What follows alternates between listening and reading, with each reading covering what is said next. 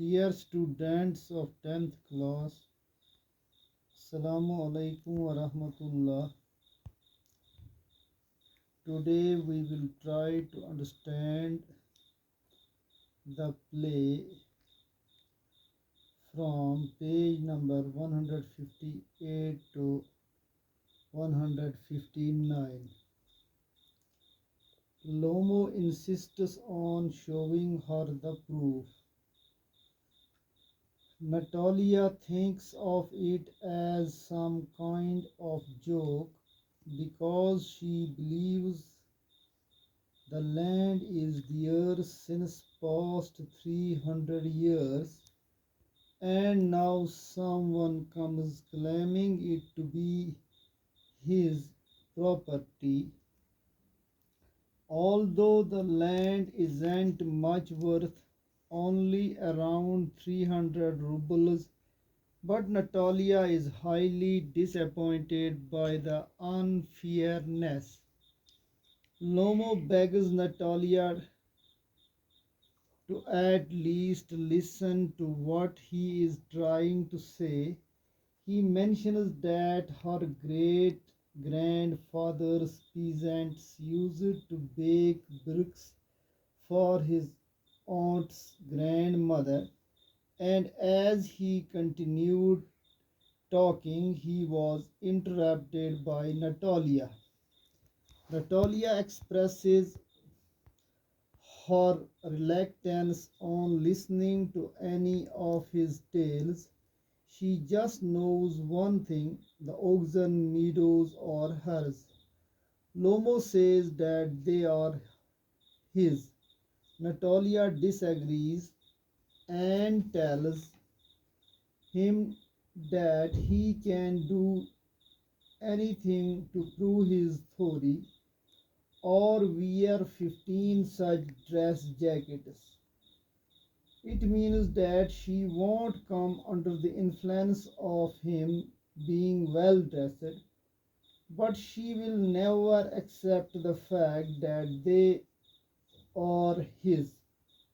She clarifies that she wants nothing from him and doesn't intend on giving anything that is hers, but the oxen meadows are hers. Lomo clarifies that even he doesn't value the oxen meadows much, but he is just being fair and acting on principle. He even offered to make a present of the meadows to her. Natalia offers to make a present of them to him because they are actually hers. She is shocked at how he is offering to gift her property to her only. She mentions that he had been acting very strange until then. They thought of him as a friendly neighbor, but now he is not at all acting neighborly.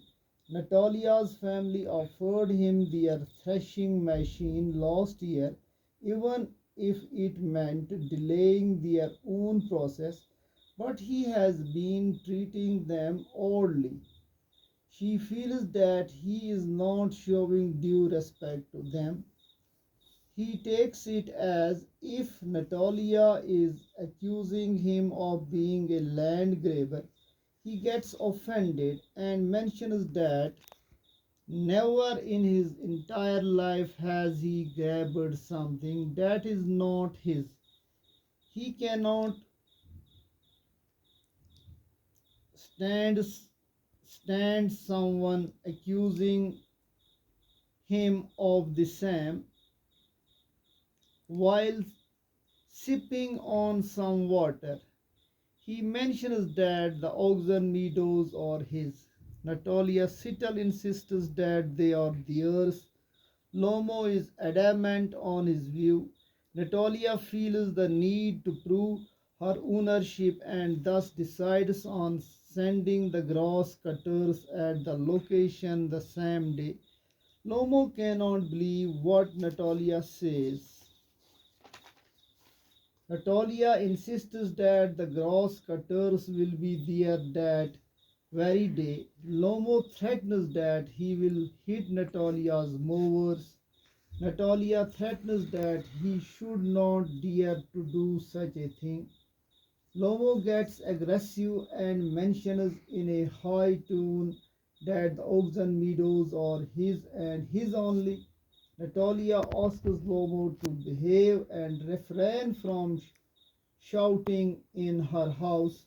He makes a mention of his extremely painful increased heart rate and blames it for his tune.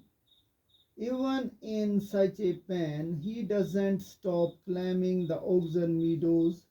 On hearing both of them fighting, Chuboko enters to check upon them and asks the subject matter. Natalia asks her father to confirm the ownership of oxen meadows. Chuboko tells Lomo the same thing as Natalia. The oxen meadows belong to them.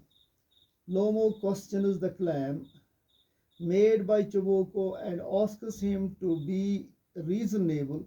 He continues explaining his side of the story to him and gets interrupted by Chuboko. Thanks.